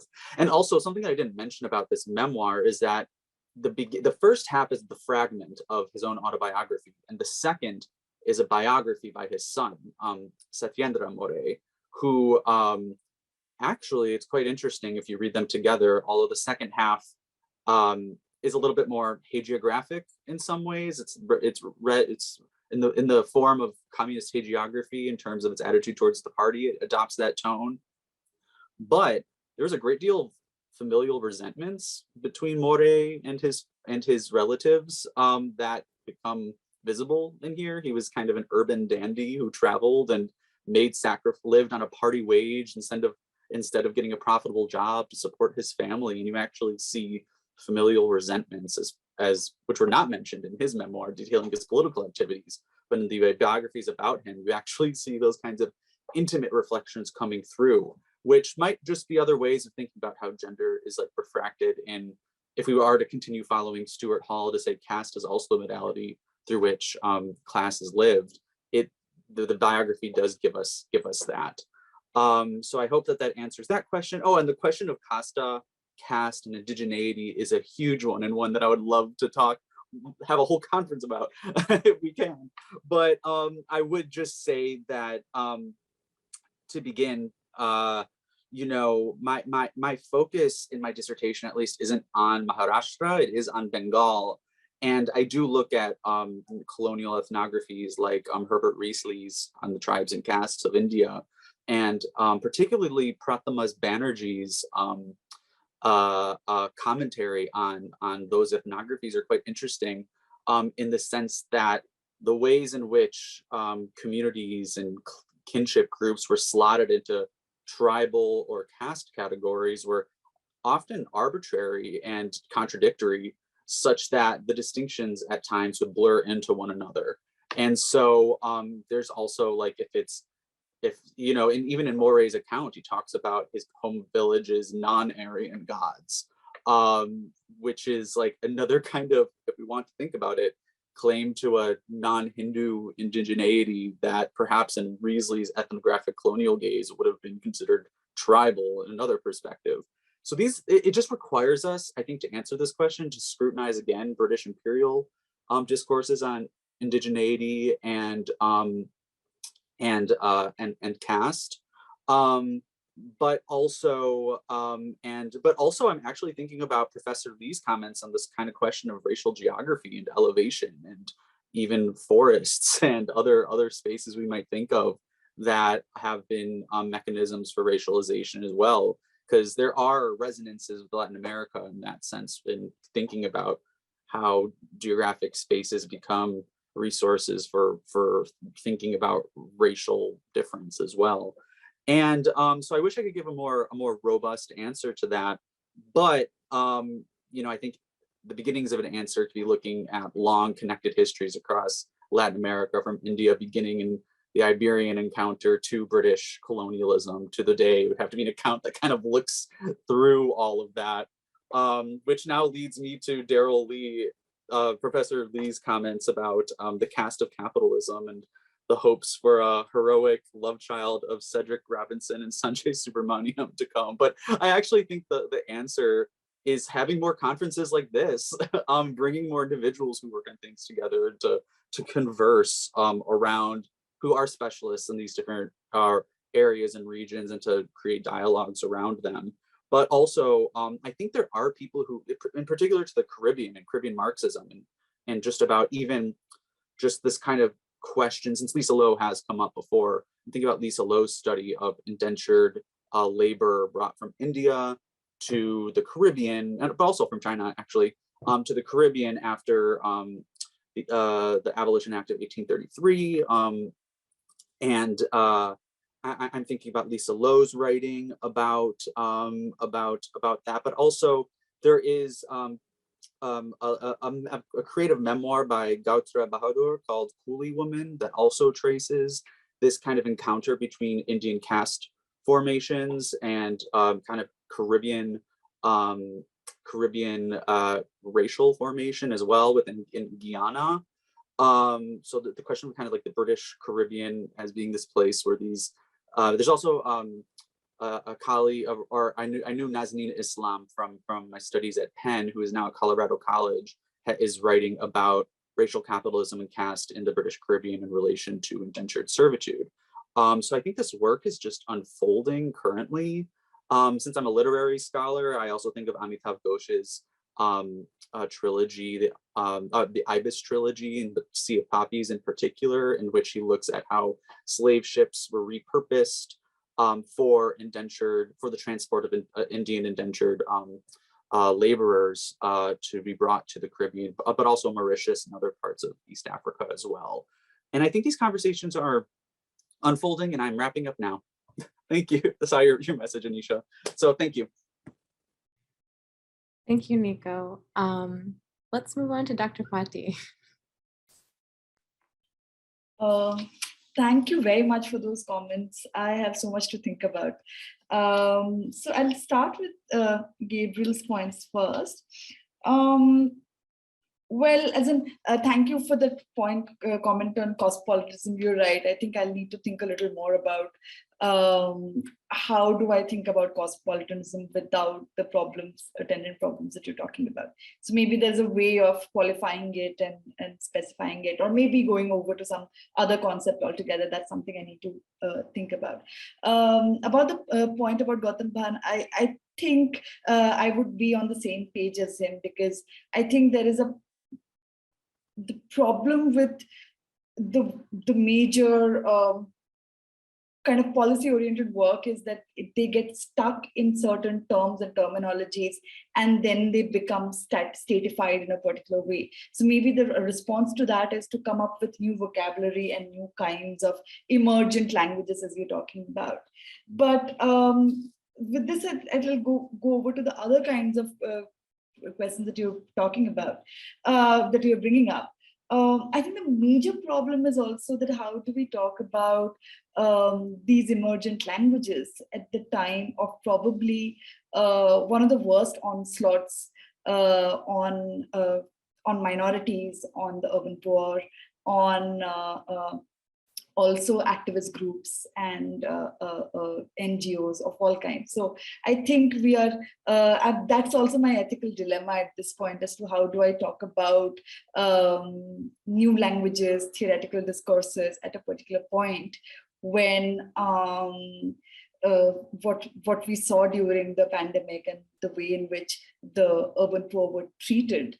I think it says something about the desperation that they have been driven to as well. So I don't have answers to many of what you're asking, actually. Darryl, I think the point about citizenship as membership and citizenship as participation, I think it clarifies a whole lot. And yes, I am trying to think of a different kind of an axis, which is the internal circular migration. This is not the migration that North America and other say countries have seen, which is why the nature of this this discourse is also different, which is why I think citizenship has been the go-to kind of a response for many activists. But that's precisely and you're right that there's no way of privileging one over the other. Citizenship as membership is equally important, if not more, as say citizenship as participation. But the contradiction comes here in the fundamental rights that are ensured to all Indians, says that any Indian is free to move from any part of within the country. But at the same time, there is no way of materially making sure that those rights are ensured by a governmentalized state. And I think that's the so in that sense, whether despite the fact that it's a fundamental right, in practical terms, it means nothing, because they're stripped of even the right to vote, because there is no way they can vote in, say, a state that they're working in and not necessarily where they were born in, right, where they have cards from, right?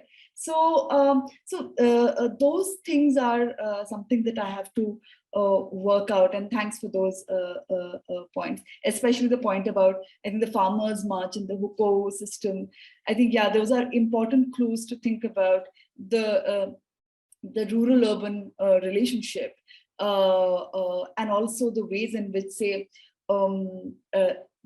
many of you talking about race, but actually the way in which race probably finds, race and caste actually find space in India is through very feudal arrangements. And I think what hukou system is actually reminds us of is similar kinds of extremely feudal arrangements through which labor processes are arranged in India, through which, say, production processes are organized, right? And which is why we have circular migrants who can neither afford to live in villages nor can they afford to live in cities. So I think on that note, I'll stop, and over to you, James. Hi there. I'll keep my comments brief because I know that we're sort of running out of time. Thank you both for your feedback, and I think they kind of both speak to me, which is the sort of challenge I'm grappling with, is that, you know, I'm looking at this project sort of from a global perspective, but my sort of blinkers are very much from China studies. So trying to detach myself from a China studies framework, I think will be really productive. To the first comment, I think it's absolutely right about which voices are amplified. And in particular, you know, the Chinese texts that I look at, Chinese language texts, are full of references to Huey Newton, Bobby Steele, sort of various voices that go far beyond Martin Luther King. And in fact, there's very strong links between those individuals in China. Many of them are invited to China to come and visit. Some of them meet with Mao himself. They have repeated visits to China, North Korea, North Vietnam. And there's kind of lacking that sort of physical movement into South Asia that we might expect. But I think it sort of mostly speaks to the diversity of Black thought that's in circulation at this time. And so I think the question of what gets picked up and by whom is a really important one in terms of the power dynamics at play. So I will think a lot more about that. As for Professor Li's comments, I think sort of the core of that is the sort of claim to authenticity, sort of what counts as Maoism and to whom. And so, you know, from my perspective, I'm looking at what the Chinese Communist Party is saying counts as Maoism, and that is incredibly different from what I'm seeing outside of China. But I think your call to sort of think about it more as a sort of spatial approach is incredibly productive, especially as a way to think about peripheral solidarities, movements, sort of, you know, the detachment of Maoism from China. One thing that I find really interesting about the Chinese language sources, about the Naxalite movement in particular, is their sort of active discouragement of the movement from accepting Mao Zedong thought. Like, they're not just saying, oh, great, someone's a Maoist organization, we should support them. They're saying, you guys need to come up with your own ideas and own attitudes. Like, your just sort of adaptation of what we're saying is sort of a false approach. I like the question about territoriality. I'm going to have to think a little bit more about that, because so the CPIML is sort of obsessed with the idea of territory, because Mao's guerrilla warfare tactics are to take over the countryside and then surround the cities and engage in urban warfare that way. And he thinks about countryside versus city not just as physical spaces, but as sort of imagined spaces, like the countrysides of the world versus the sort of urban north of the world. So there is this very much focus on territoriality, but it's sort of more imagined than anything, and less of a, I don't see as sort of the parallels with, you know, thinking about New Africa as sort of very much like its own state. The Naxalite movement is more about taking over the entire Indian state rather than sort of carving out its own spaces in some ways. So those are, you know, both excellent questions, and I think that gives me a lot of really fruitful ways to think about the project. So thank you. Thank you all for responding. I'm going to stop the recording now.